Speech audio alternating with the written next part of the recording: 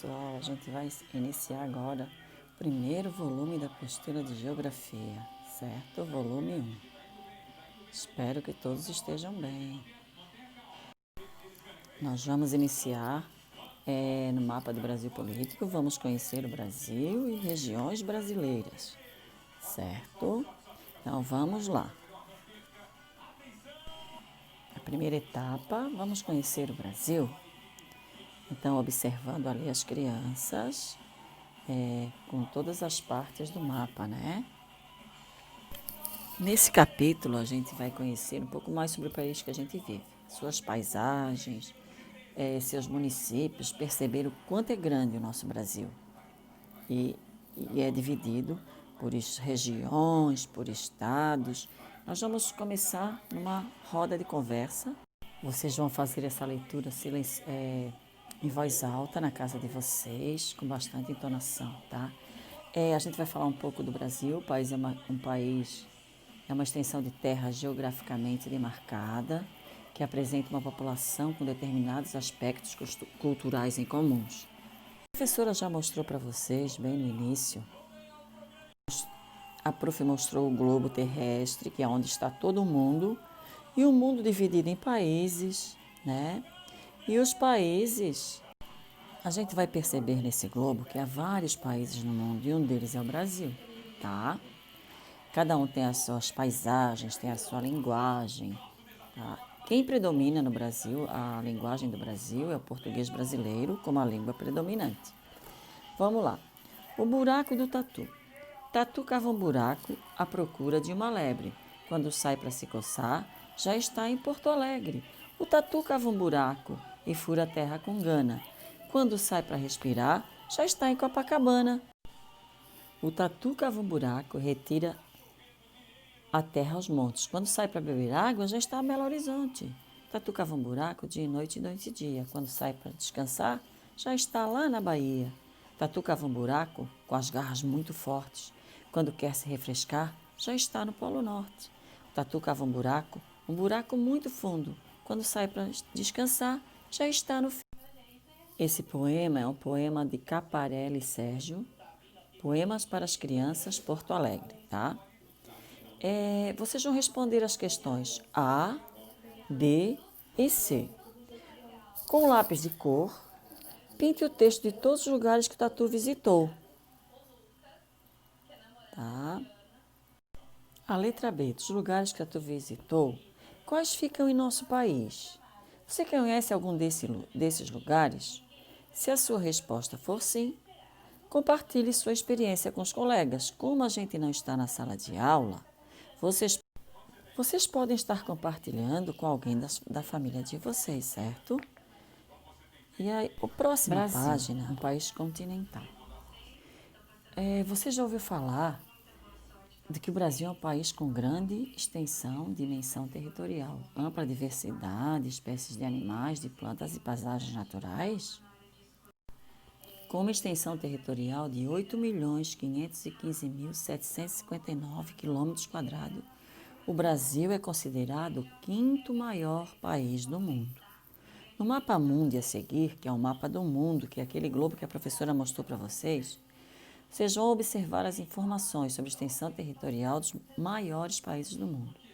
Países mais extensos, quer dizer, os maiores. O Brasil é classificado como um país continental por sua dimensão territorial. Por sua dimensão territorial, porque ele é muito grande, certo? É comparável à área de um continente. Em função disso, apresenta uma diversidade de climas, solos, vegetação, rios, culturas e, consequentemente, desenvolvem-se diferentes atividades econômicas na área rural ou urbana de cada município que compõe o território brasileiro. No material de apoio, há um mapinha mundi para você completar, colorindo todos os continentes e oceanos do planeta Terra. Mãos à obra. Só que esse material de apoio a gente já fez, né, gente? Então vamos lá para a página seguinte. Na página 5 está o turismo do Brasil, né? Que há muitos lugares turísticos para visitar no Brasil. Praias, museus, teatros, parques, cidades históricas, cachoeiras, florestas, entre outros, em razão de sua grande dimensão territorial. Ali a gente tem algumas figuras, né? Salvador, Foz do Iguaçu, Pantanal, Manaus. Em seguida, umas atividades para vocês responderem, certo? Porque o Brasil é considerado um país continental. Analisar o mapa mundo e escrever o nome dos países continentais com mais extensão territorial e com menos. Marcar V para verdadeiro e F para falsa. Tá? No número 3. Organização do território brasileiro. O território é um espaço delimitado pertencente ao governo por determinado grupo de pessoas.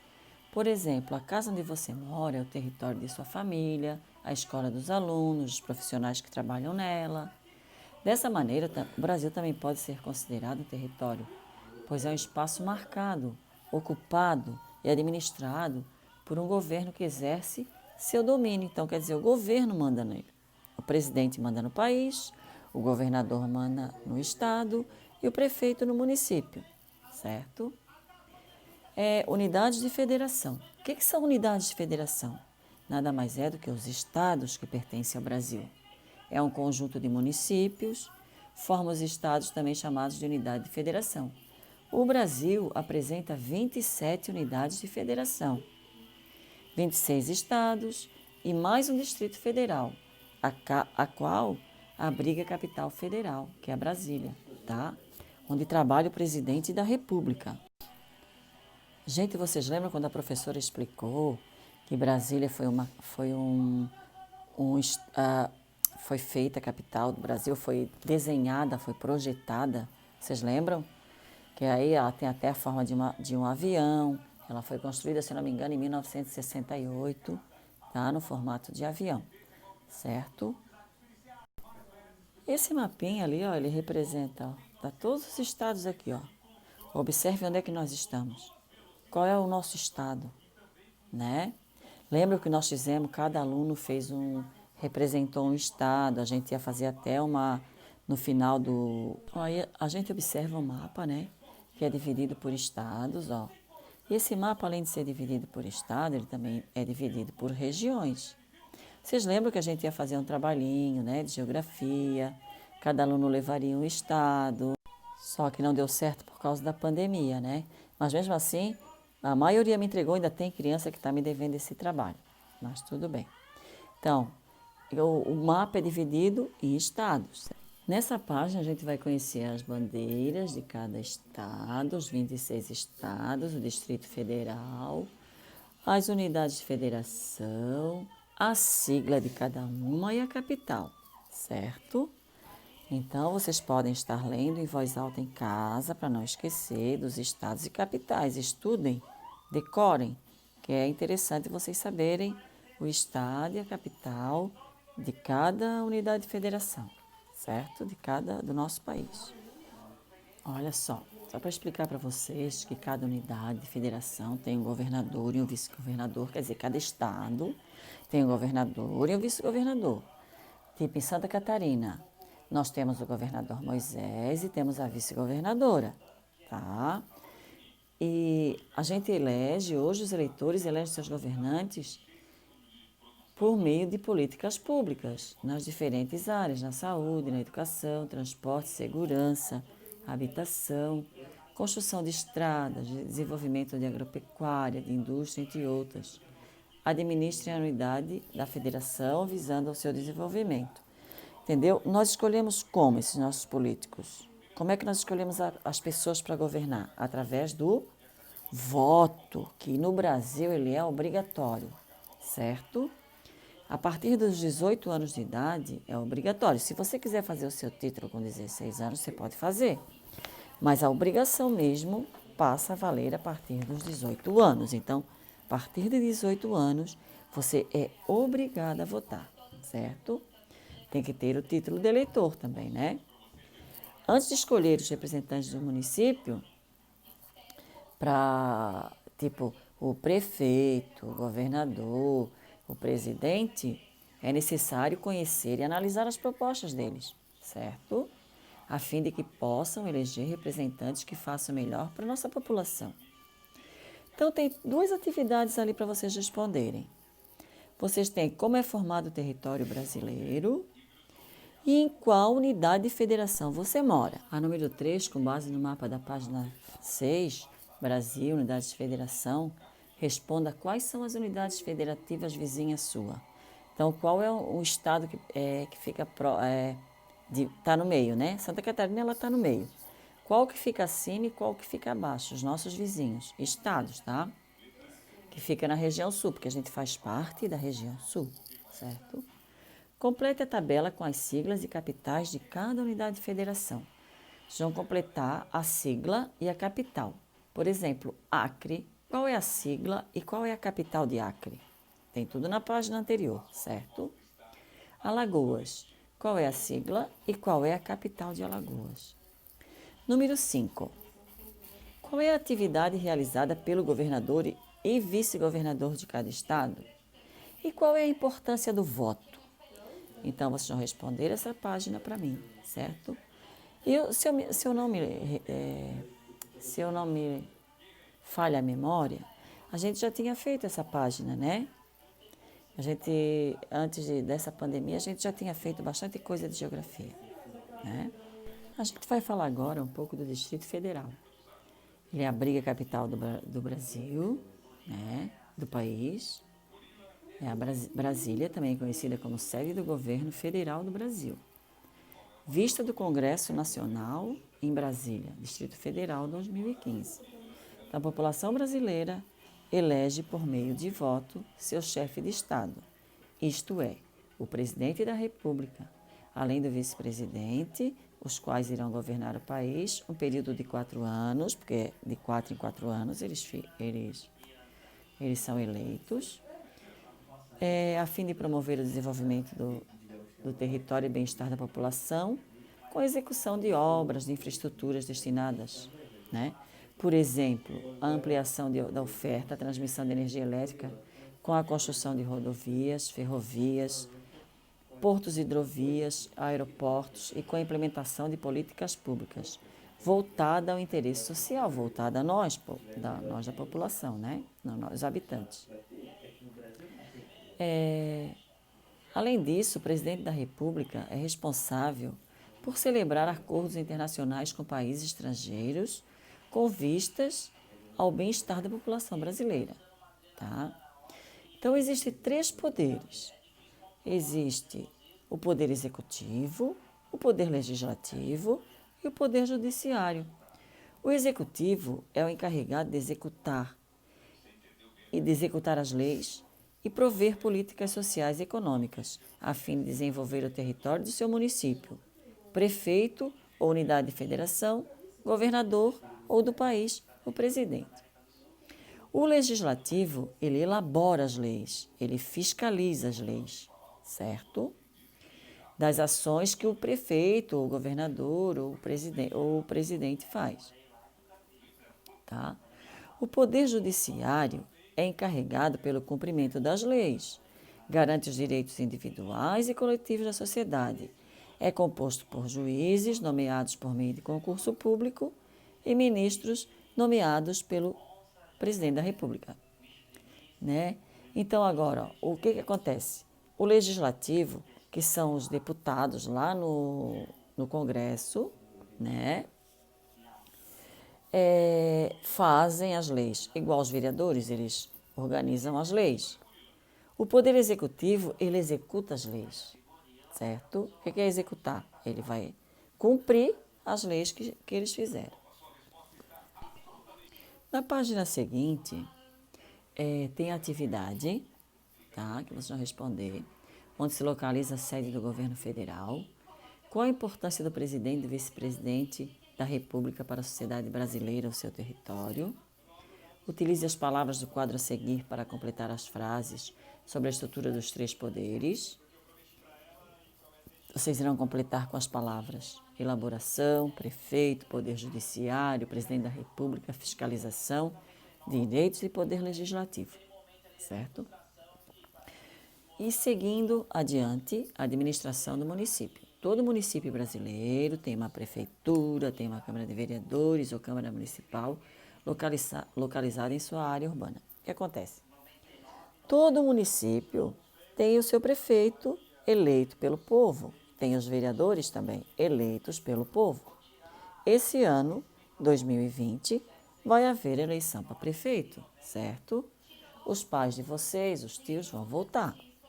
Então, vão votar num prefeito e num vereador, certo? Então, eles vão comandar, a partir de 2021, o município de Penha. Então, eles trabalham na prefeitura, o prefeito e o vice, eles são responsáveis por administrar o município e cuidar para que os serviços públicos essenciais sejam fornecidos adequadamente à população. O que são esses serviços essenciais? Coleta de lixo, tratamento de esgoto, iluminação pública, transporte, acesso aos postos de saúde, creche, até a nossa escola, na verdade, né? Educação. Que possam ser oferecidos à população da prefeitura. A prefeitura arrecada impostos e taxas, né? Então, a gente tem que pagar o nosso imposto para a prefeitura poder reverter em coisas boas para nós. Saúde, educação, cultura. Já os vereadores, eles são responsáveis por definir ou alterar as leis que organizam e orientam as atividades do município, fiscalizar as ações do prefeito e do vice-prefeito. A população pode e deve acompanhar as sessões que ocorrem na Câmara Municipal ou Câmara de Vereadores em que são votadas essas leis. O prefeito, o vice-prefeito, os vereadores são representantes do povo e também são eleitos por meio de voto. Seus mandatos têm duração de 4 anos, podendo ser reeleito por mais um mandato. Conselhos municipais. Os conselhos municipais são espaços de encontro da população com o poder público, isto é, com os representantes do poder executivo, a fim de garantir o direito à cidadania, participando da gestão pública do local em que vivem, discutindo políticas voltadas à segurança dos bairros, à limpeza de ruas e rios e construção de espaços de lazer, de creches, etc. Certo? Então, olha só. Hoje nós temos a Câmara online, né? A nossa Câmara de Vereadores de Penha é online, a gente pode estar assistindo pelo YouTube, certo? E os conselhos municipais são aqueles conselhos feitos para estar reivindicando alguma coisa para a comunidade, para estar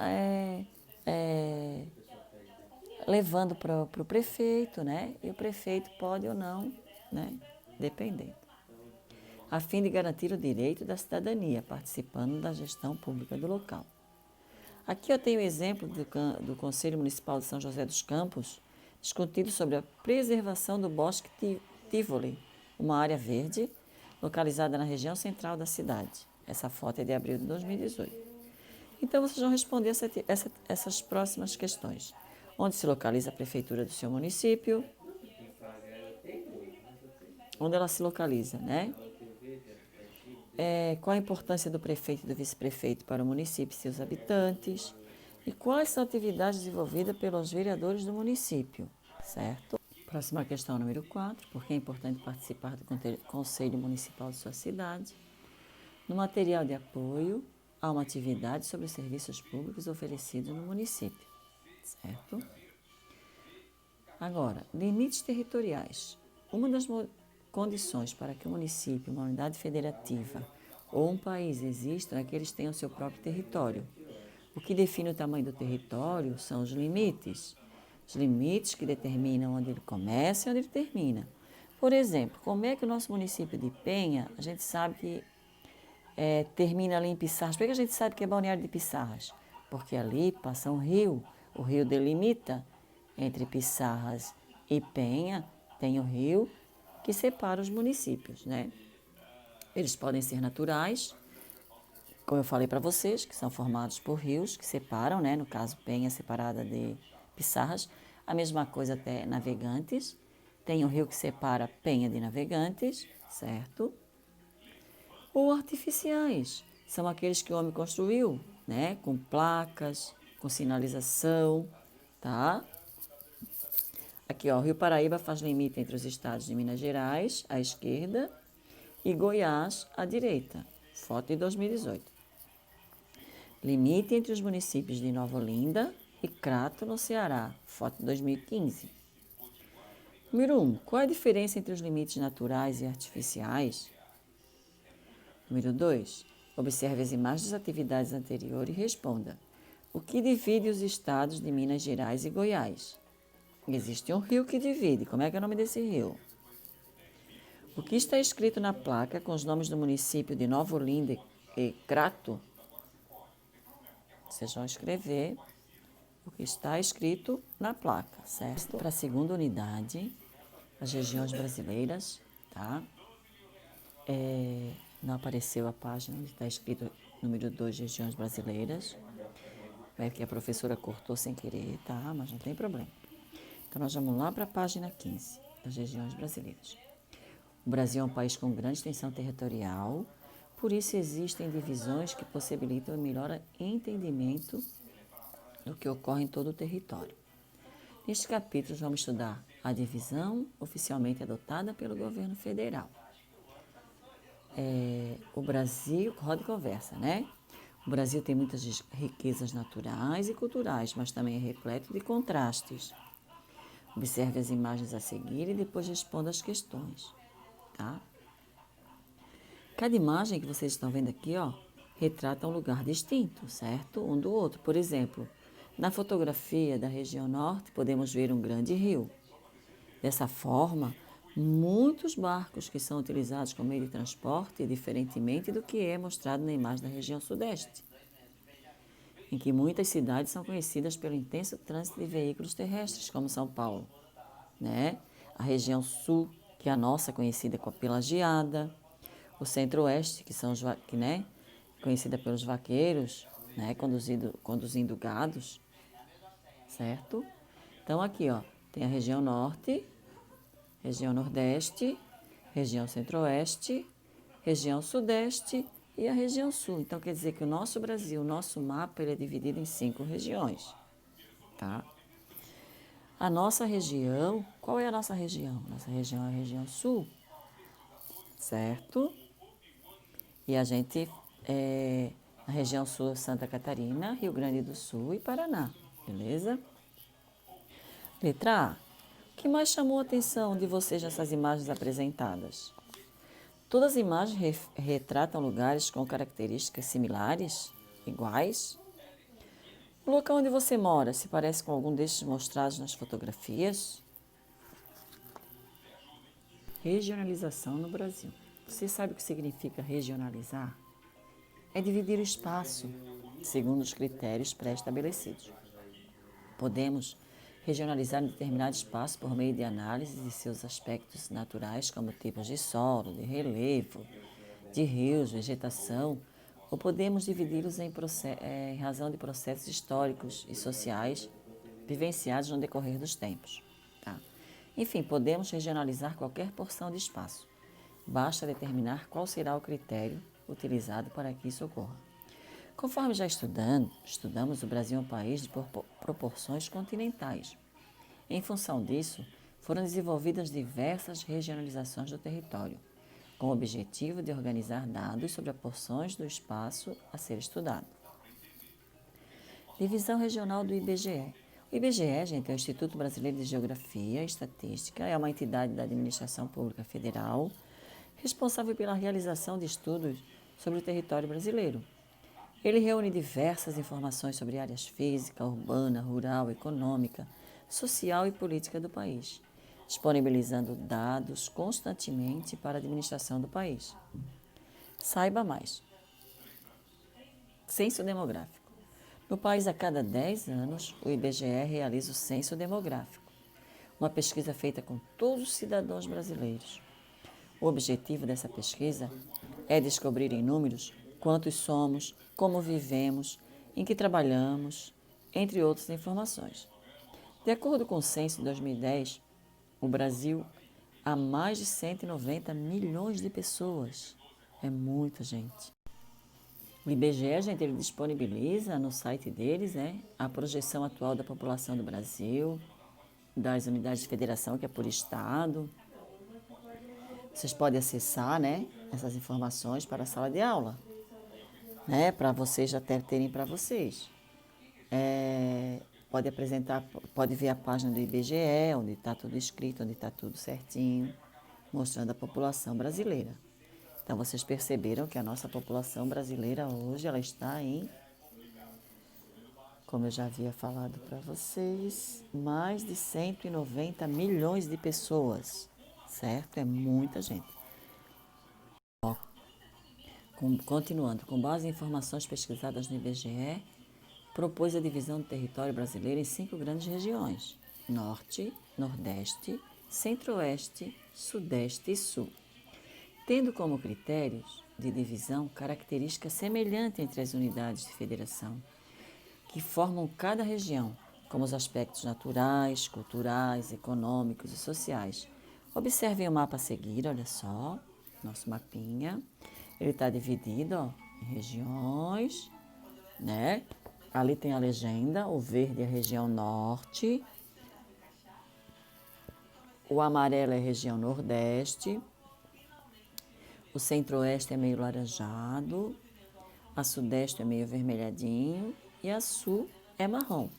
Então, ó, o que faz parte da nossa região? Nós moramos aqui em Santa Catarina, nossa capital é Florianópolis.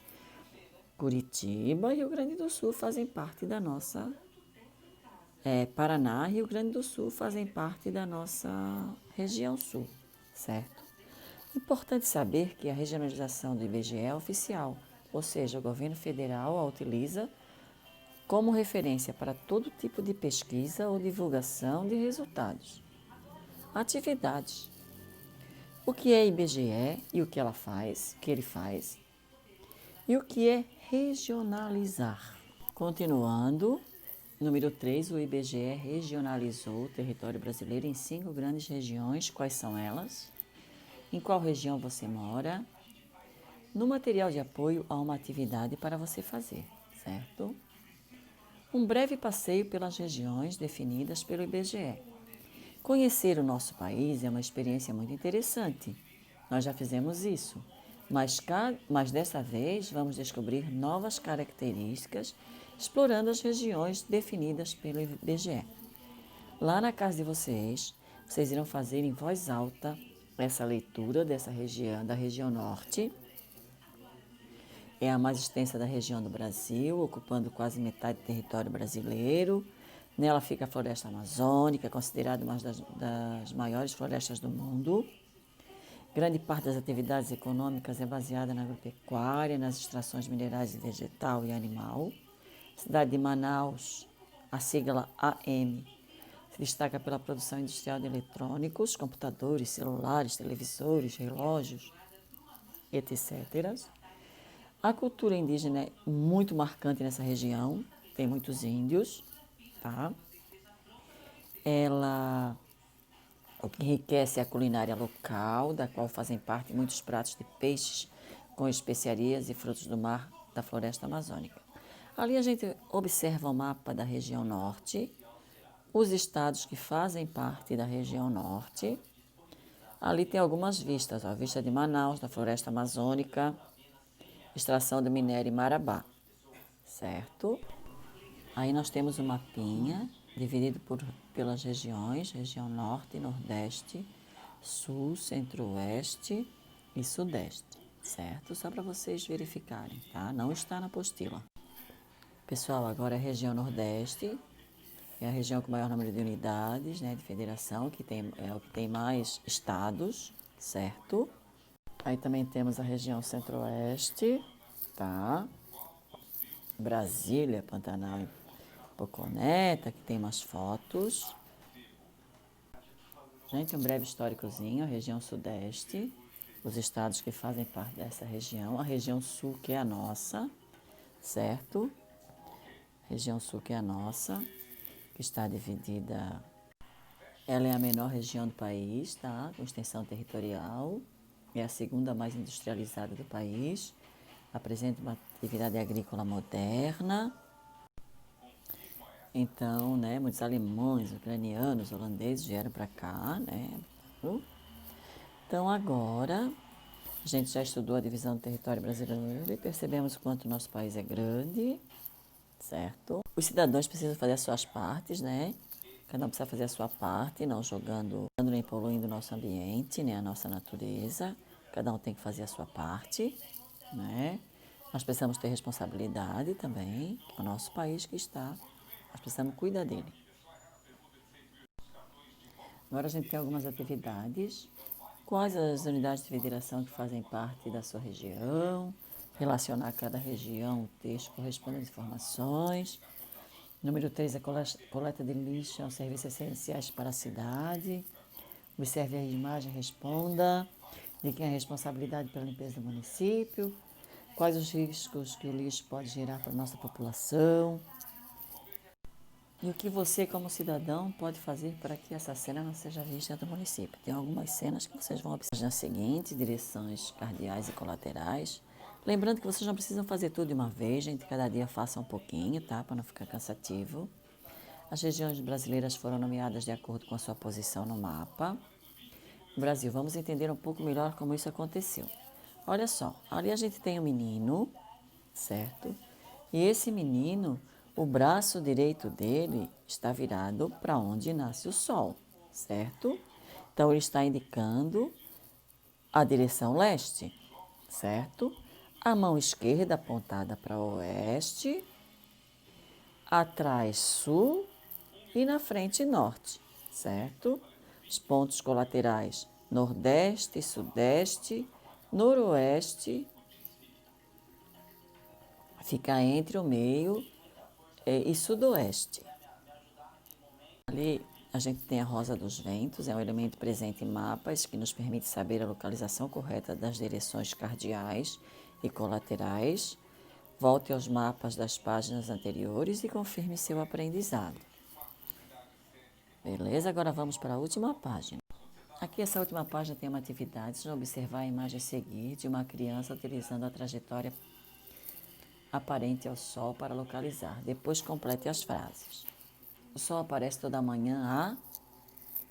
O cultivo do milho está na direção do... em relação ao menino. A do menino está o rio. Complete a rosa dos ventos com as direções que estão faltando. Pode completar e boa sorte. Lembrando, pessoal, que vocês não precisam fazer tudo de uma vez, certo? Vão fazendo aos poucos, devagar. Cada dia façam 3, 4, 5 páginas, pausem, pede para a mãe para continuar outro dia, tá? A professora está com muita saudade de vocês. Um beijão grande e tenham uma excelente semana, tá bom? Muita saudade mesmo. E se cuidem, tá? Um beijão todo especial, tá bom? Tchau, beijinho.